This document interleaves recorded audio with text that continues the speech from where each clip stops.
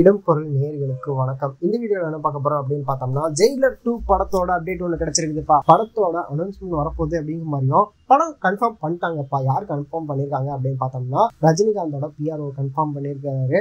இந்த படம் நடக்கிறது உறுதி அப்படிங்கிற மாதிரியும் சூப்பர் ஸ்டார் அனிருத், நெல்சன் இவங்களோட காம்போல தான் மீண்டும் இருக்க போகுது அப்படிங்கிறது தெரியுமில்ல. ஸோ இந்த படத்துல வந்து இன்னும் யாரெல்லாம் பேன் இந்தியன் ஸ்டார்ஸ்லாம் வரப்போறாங்க அப்படிங்கிறது தெரியல.